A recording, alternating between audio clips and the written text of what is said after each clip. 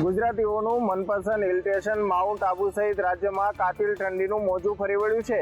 રાજસ્થાનના એકમાત્ર પહાડી પર્યટન શહેર માઉન્ટ આબુમાં શિયાળાએ પોતાનો ખરો રંગ બતાવવાનું શરૂ કરી દીધું છે, જ્યાં ગત રાત્રે લઘુત્તમ તાપમાન -2 ડિગ્રી સેલ્સિયસ સુધી પહોંચી ગયું હતું, જેના કારણે વહેલી સવાર સુધીમાં ઝાડ, વાહનો અને રસ્તા પર ઝાકળના ટીપા અને બરફની ચાદરમાં ફેરવાઈ ગયા હતા।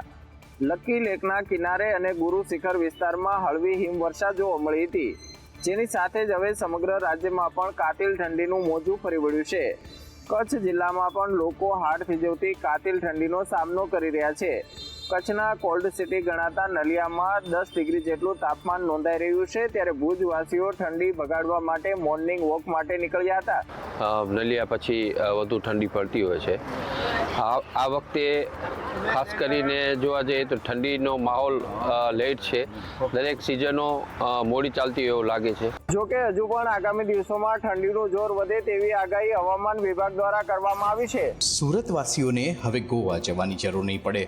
નવો ડુમ્મસ બીચ સુરતવાસીઓને ગોવા અને મુંબઈની ફીર કરાવશે। સુરત શહેરને ઇન્ટરનેશનલ કક્ષાની તમામ સુવિધાઓ મળે એ માટેના પ્રયાસો રાજ્ય સરકાર અને સુરત મનપા દ્વારા કરવામાં આવી રહ્યા છે। જોકે હવે સુરત શહેર અને બહારથી આવતા લોકોને મુંબઈ અને ગોવાના બીચ જેવો અનુભવ થાય એ માટે ખાસ ડુમ્મસ બીચને આંતરરાષ્ટ્રીય કક્ષાના ડેવલપમેન્ટ પર ફોકસ કરવામાં આવી રહ્યું છે। સુરત મ્યુનિસિપલ કોર્પોરેશન દ્વારા ડુમ્મસ સી ફેઝ ડેવલપમેન્ટ પ્રોજેક્ટનું નિર્માણ કરવામાં આવી રહ્યું છે। ડુમ્મસ સી ફેઝ 1 અને ડુમ્મસ સી ફેઝ 2ની મોટાભાગની કામગીરી પૂર્ણ થવા આવી છે, જેને પગલે આગામી 15 ડિસેમ્બરના રોજ ડુમ્મસ સી ફેઝનું લોકાર્પણ કરવાની તૈયારીઓ કરવામાં આવી રહી છે। આવતા મહિનાથી સુરતવાસીઓ નવા ડુમ્મસ બીચ પર સાયકલ ટ્રેક કે પછી સ્પોર્ટ્સ એક્ટિવિટી કરી શકશે। આ સાથે જ રોજગારીનો નવો અધ્યાય શરૂ થશે। ઉત્તરાયણ આવવાને હજુ 2 મહિનાનો સમય બાકી છે। પહેલા ચાઇનીઝ દોરીનો ગેરકાયદે વેપલો શરૂ થઈ ગયો છે, જેનો ભોગ એક નિર્દોષ યુવતી બની છે। રાજ્યમાં ચાઇનીઝ દોરીની ખરીદ અને વેચાણ ઉપર પ્રતિબંધ છે, છતાં પણ ચાઇનીઝ દોરીનો વેપલો શરૂ થઈ ચૂક્યો છે। નડિયાદમાં ચાઇનીઝ દોરીથી યુવતીનું ગળું કપાયાની ઘટના ઘટી છે। વૈશાલી સિનેમા રોડ ઉપરથી પસાર થતી યુવતીને દોરી વાગતા તેને લોહી લુહાણ હાલતની અંદર હોસ્પિટલે ખસેડવામાં આવી છે। હું દુકાને સામાન લેવા જતી હતી।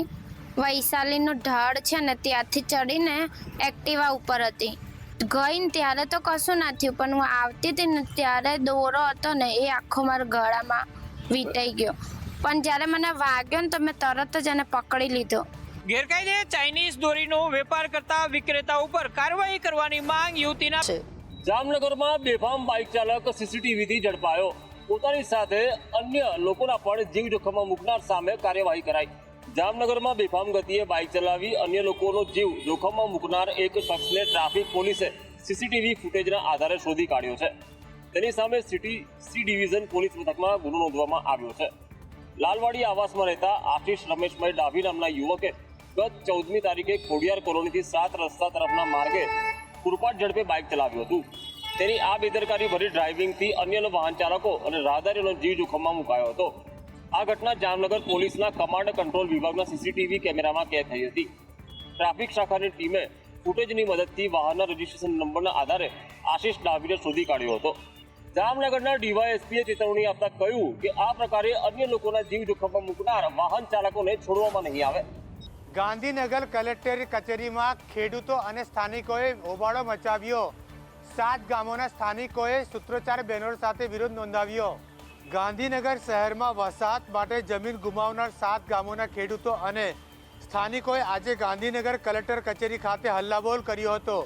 યોગ્ય વળતર અને રહેણાંકની માંગણીઓને લઈ મોટી સંખ્યામાં એકઠા થયેલા સ્થાનિકોએ સૂત્રોચ્ચાર અને બેનરો સાથે ઉગ્ર વિરોધ પ્રદર્શન કર્યું હતું। વિરોધ કરી રહેલા આ સ્થાનિકોમાં ધોળાકુવા, ઇન્ડોડ્રા, બોરીજ અને ફતેપુર સહિતના કુલ 7 ગામોના ખેડૂતો અને રહેવાસીઓનો સમાવેશ થાય છે। ગાંધીનગરના અંદર 7 ગામે જમીન ગુમાયેલી છે। મહામૂલી જમીન 10 પૈસાના ભાવેથી 25 પૈસાના ભાવથી જમીન આપેલી છે, અને આજે અમારે 63 વર્ષથી અમારા મુદ્દાઓ છે, તો અમારી જે માગણી સંતોષાતી નહીં। દરેક જગ્યાએ રજૂઆત કરી સીએમ સુધી, સરકાર સુધી, પણ ત્યાં સુધી અમારી કોઈ રજૂઆતો ધ્યાનમાં લેવાતી નથી, કાં તો હમણાં અપાતી નથી। જો સ્થાનિકોની માંગણી સ્વીકારવામાં નહીં આવે તો આગામી દિવસમાં ઉપવાસની ચીમકી પણ સ્થાનિકોએ ઉચ્ચારી છે. ભાવનગરમાં પત્ની અને 2 સંતાનોની હત્યા કરનાર ફોરેસ્ટ અધિકારી શૈલેષ રબારી સામે કડક કાર્યવાહી કરવાની પિતાએ જ માંગ કરી છે. ભાવનગરના ટ્રિપલ મર્ડરના હત્યારા ફોરેસ્ટ અધિકારી સામે કાર્યવાહી કરવાની માંગ સાથે તેમના પિતાના મેદાને આવ્યા છે. તેમણે કહ્યું છે કે આ ક્રૂર ઘટના જેથી મારા પુત્રને કડકમાં કડક સજા આપવામાં આવે. પોલીસ તપાસમાં ચેટને લઈને ખુલાસો થયો છે કે પતિએ સ્વ બચાવ માટે પત્નીના ખોટા મેસેજ બતાવી પોલીસને ગુમરાહ કરી હતી. પોલીસ અન્ય મુદ્દાઓની પણ તપાસ કરી રહી છે. કે મારા 2 ફૂલ જેવા કોમળા બાળકો, મારા પુત્રવધુ 3 એની સાથે જે અધમ કૃત્યુ કરી મોતને ઘાટ ઉતાર્યા છે. તો એ પ્રત્યે મને તો દુઃખ છે, મારો આખો પરિવાર દુઃખી છે. સરકારે પોલીસ દ્વારા અમને એવું જાણવા મળ્યું છે કે એમાં શૈલેષ કામજા પોતે ગુનેગાર છે, તો એને પણ સજા થવી જોઈએ.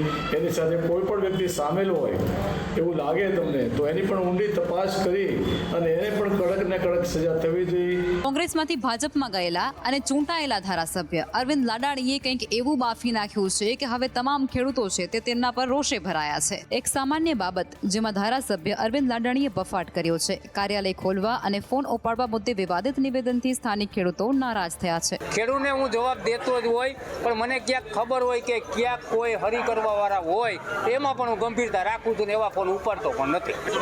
વંટલી મારું કાર્યાલય ટૂંક સમયમાં ચાલુ થશે. ના, એવું કાંઈ નથી. કાર્યાલય કરવું ના કરવું એ મારી ઈચ્છાની વાત હોય છું. લોકો એ સતત સંપર્કમાં હોય.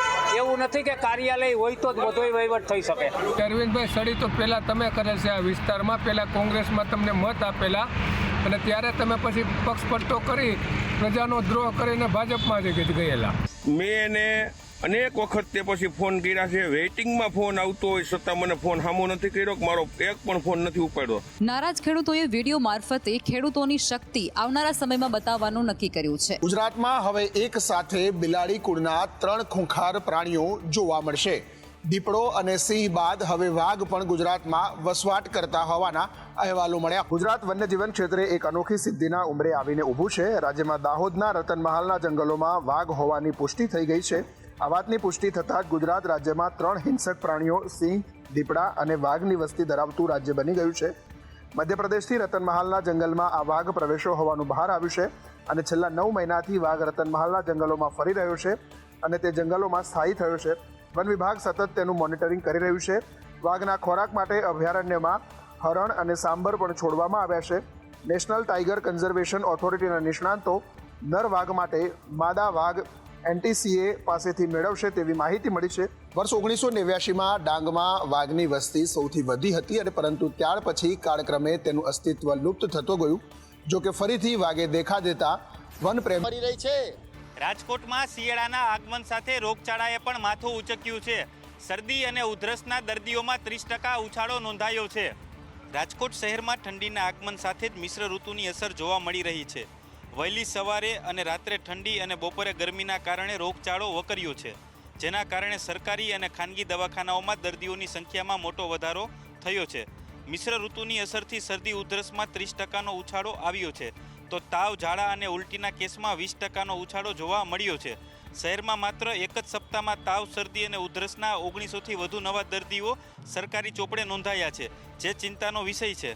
શરદી ખાંસીની સાથે સાથે મચ્છરજન્ય અને પાણીજન્ય રોગચાળામાં પણ વધારો થયો છે. સરકારી ચોપડે મચ્છરજન્ય રોગોના 7 નવા કેસ નોંધાયા છે. કમળા અને ટાઇફોઇડના દર્દીઓમાં પણ મોટી સંખ્યા મળી આવી છે. હાલ ચાલી રહેલી બેવડી ઋતુમાં લોકો પોતાના સ્વાસ્થ્યનું ધ્યાન રાખે અને આરોગ્યપ્રદ ખોરાક લે તે જરૂરી બન્યું છે. એસઓયુ ખાતે પ્રવાસીઓની સંખ્યામાં ધરખમ વધારો થયો છે. દુનિયાની સૌથી ઊંચી પ્રતિમા સ્ટેચ્યુ ઓફ યુનિટી નર્મદા જિલ્લાના કેવડિયા સ્થિત છે, જ્યાં દિવાળી દરમિયાન પ્રકાશ પર્વ પણ ઉજવાયો. તાજેતરમાં જ PM મોદીની હાજરીમાં અહીં રાષ્ટ્રીય એકતા પરેડ પણ યોજાઈ હતી. ત્યારે સ્ટેચ્યુ ઓફ યુનિટીમાં પ્રવાસીઓની સંખ્યામાં ધરખમ વધારો થયો છે અને ખાસ કરીને આ વર્ષે દિવાળી વેકેશનમાં અહીં પ્રવાસીઓની સંખ્યામાં જંગી વધારો જોવા મળ્યો. વિશ્વ સહિત સમગ્ર દેશમાંથી એસઓયુની દરરોજ 10,000 થી 15,000 પ્રવાસીઓ મુલાકાત લઈ રહ્યા છે. ત્યારે 2018થી અત્યાર સુધીમાં કુલ 2.75 કરોડ જેટલા પ્રવાસીઓ નોંધાયા છે. વિશેષમાં આ વર્ષની વાત કરીએ તો ગયા 1 મહિનાથી તો અહીંયા પર્વ ચાલી રહ્યા છે. કુલ અત્યાર સુધી જે ફૂટફોલ થઈ છે એ લગભગ 2.5 કરોડ જેવી ક્રોસ થઈ ગઈ છે અને જ્યારે અમે ગણીએ છીએ તો જે ટિકિટ વેચાય છે એને જ ગણીએ છીએ સ્ટેચ્યુ ઓફ યુનિટી એ હાલ આંતરરાષ્ટ્રીય કક્ષાના પ્રવાસન સ્થળ તરીકે ઉભરીને આવ્યું છે.